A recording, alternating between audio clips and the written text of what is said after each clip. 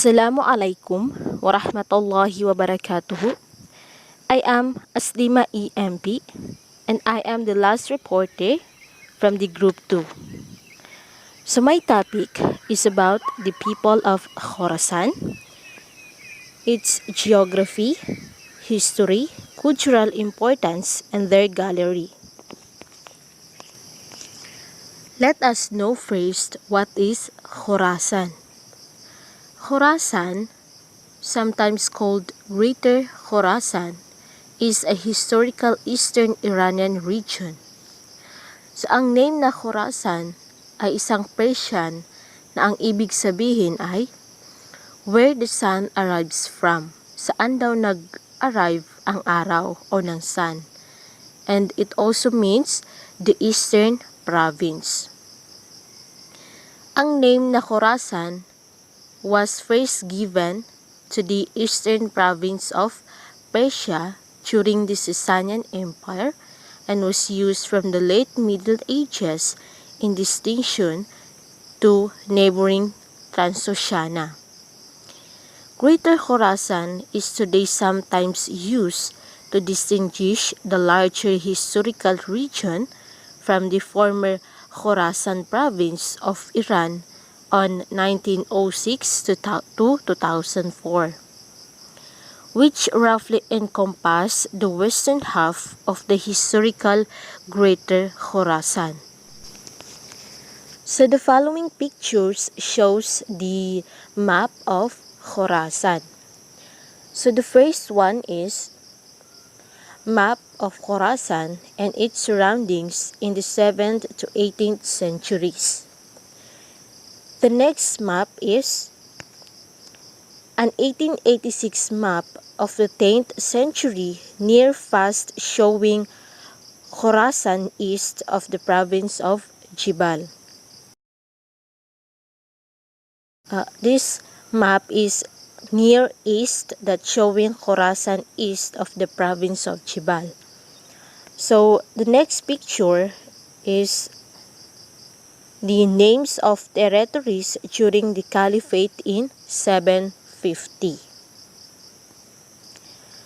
Khorāsān comprised the present territories of northeastern Iran, parts of Afghanistan, and southern parts of Central Asia. The province was often subdivided into 4 quarters, such that number 1, Nishapur, or present-day Iran, Marv, present-day Turkmenistan, Herat and Balkh, present-day Afghanistan, were the centers respectively of the watermost or westernmost, northernmost, central, and easternmost quarters. In a strict sense of the term, Khorāsān stretched as far as the Amu Darya or Oxus River. However, the name has often been used in a loose sense to include a wider region that included most of Transoxiana, encompassing Bukhara and Samarkand in present-day Uzbekistan, extended westward to the Caspian coast and to the Dasht-i-Kavir Great Salt Desert, southward to Sistan, and eastward to the Pamir Mountains.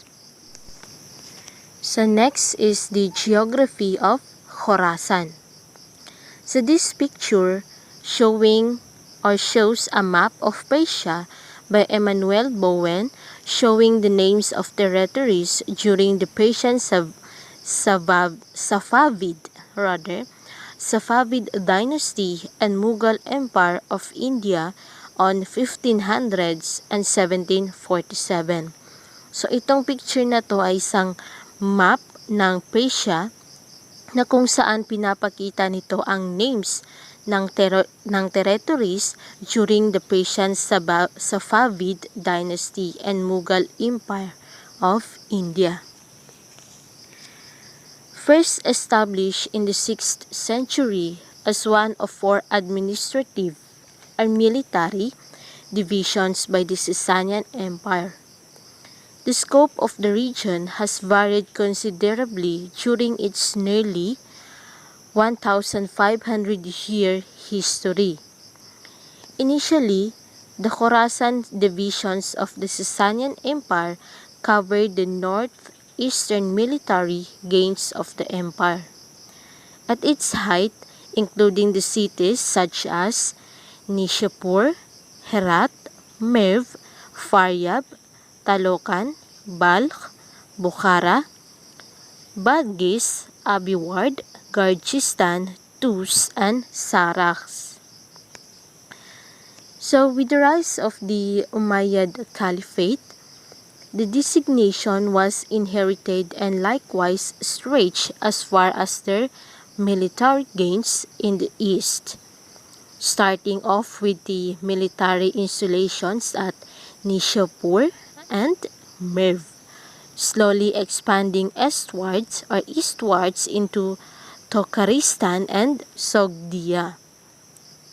So under the caliphs, Khorāsān was the name of one of the three political zones under their dominion, the other two being Iraqi Arab or Arabic Iraq and Iraqi Ajam or non-Arabic Iraq or Persian Iraq. So under the Umayyad and Abbasid caliphates, Khorāsān was divided into four major sections or quarters or rob, each section based on a single major city: Nishapur, Merv, Herat, and Balkh. Next is the history of Khorāsān. So, ano nga ba yung mga naganap sa Khorāsān? So, this picture is an early turquoise mine in the Madan village of Khorāsān during the early 20th century. So, in ancient era, before the region fell to Alexander the Great in 333 or 330 BC rather, it was part of the Persian Achaemenid Empire, and prior to that it was occupied by the Medes or Medes.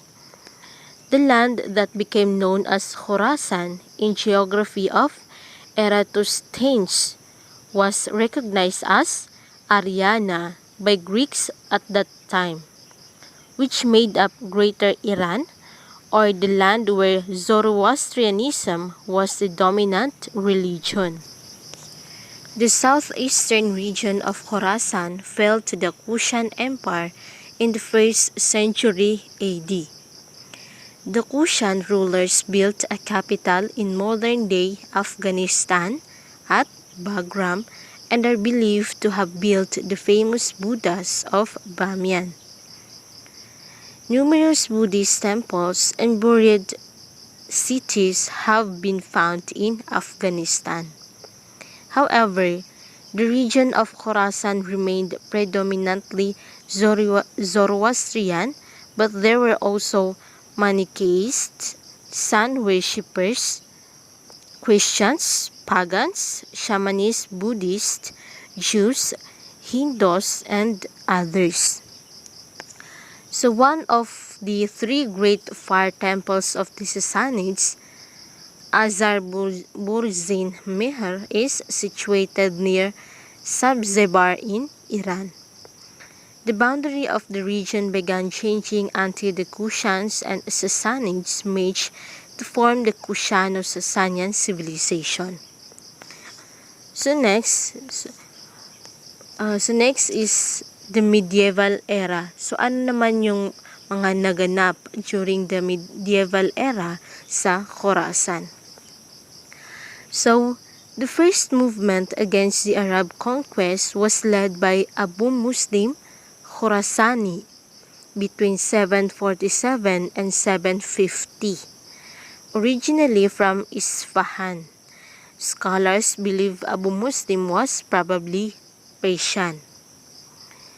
It's possible he may have been born a slave according to the ancient Persian historian Al-Sharastani. He was a Khorāsānite. This revolutionary Shia movement rejected the three caliphs that had preceded Ali. Abu Muslim helped the Abbasids came to power but was later killed by Al-Mansur, an Abbasid caliph.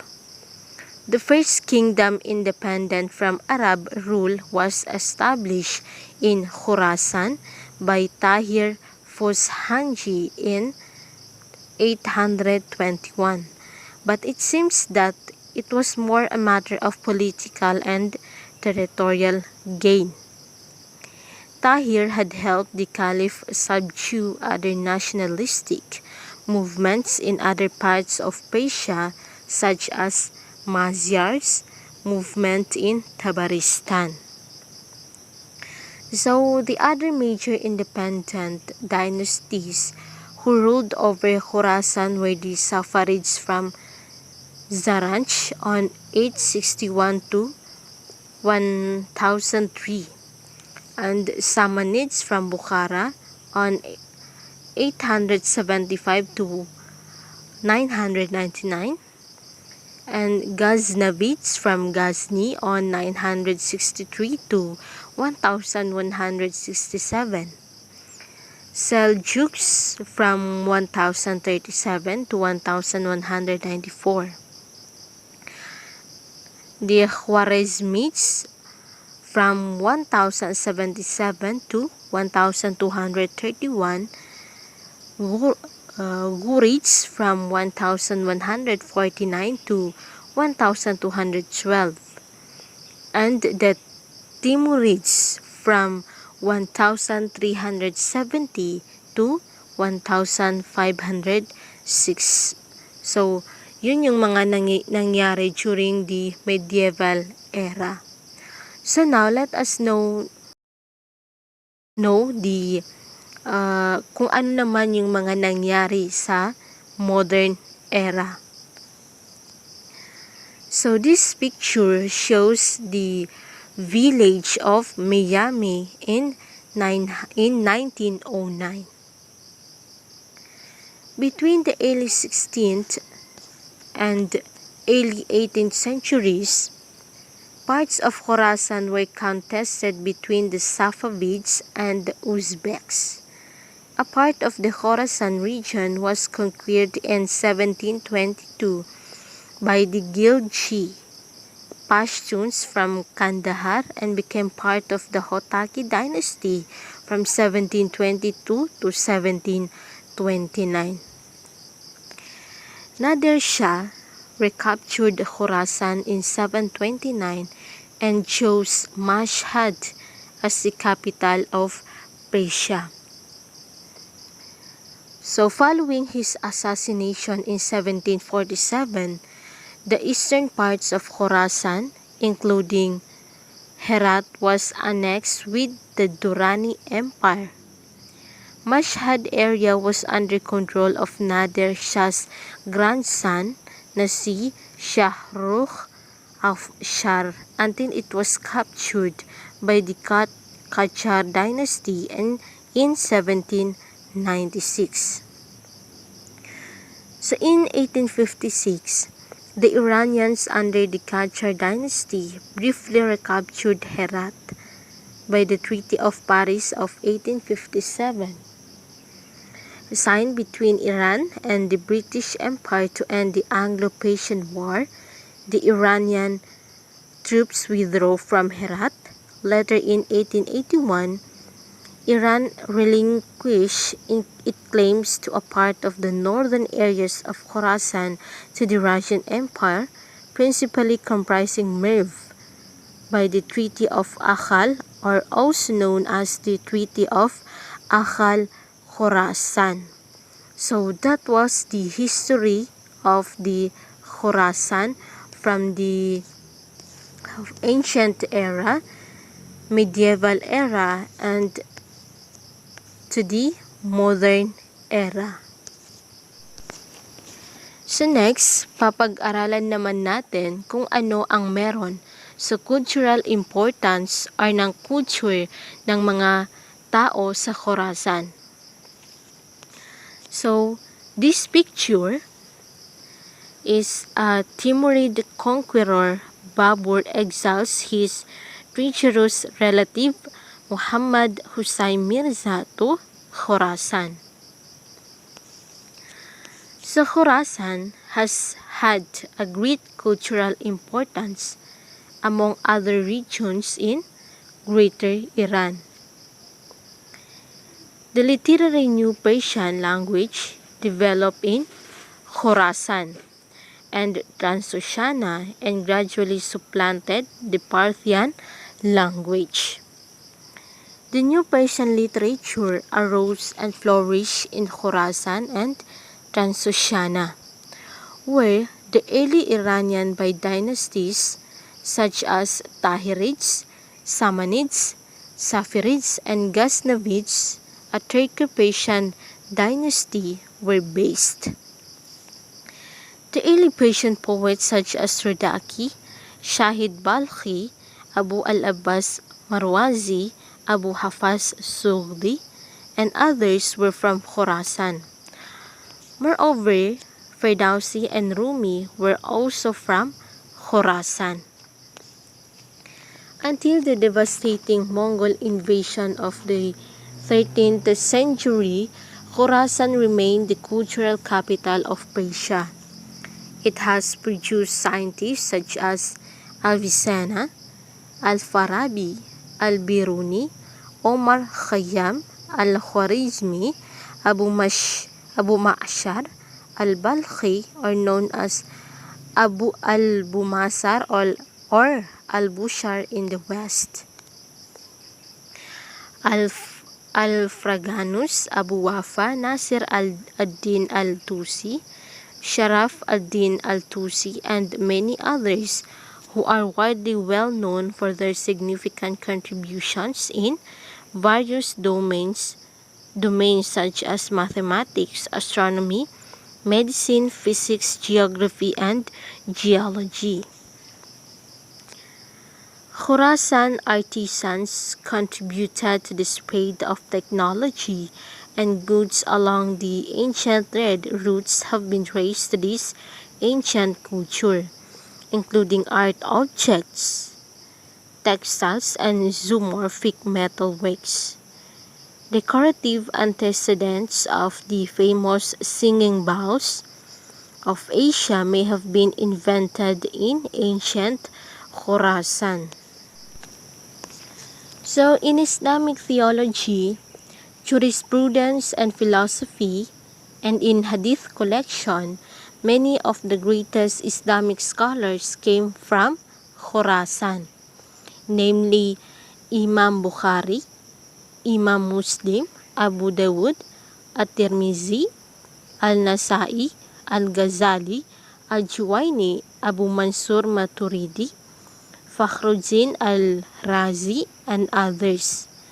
Shaykh Tusi, a Shia scholar, the grandfather of Imam Abu Hanifa, was from Khorāsān, and al-Zamakhshari, the famous Mutazilite scholar, also lived in Khorāsān. So the next is the gallery na makikita natin sa Khorāsān. So the following pictures or gallery are located at Khorāsān. So these pictures or gallery are found in Mashhad in Khorāsān.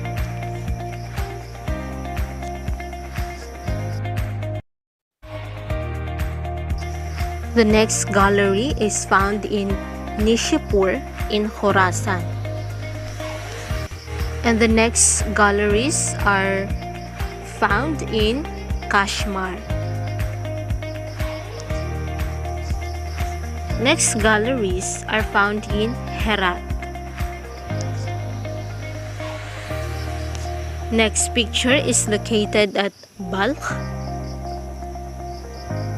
And the next picture is located at Mazar-i-Sharif.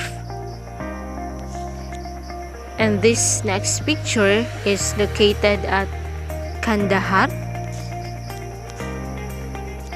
And the next one is located from Bukhara. Next is located from Merv. The next one is located from Samarkand. And the next gallery is located from Bojnord. And this one is located from Firdaus. This picture also found in Sabzevar, Khorāsān. This also found or located at Sabzevar.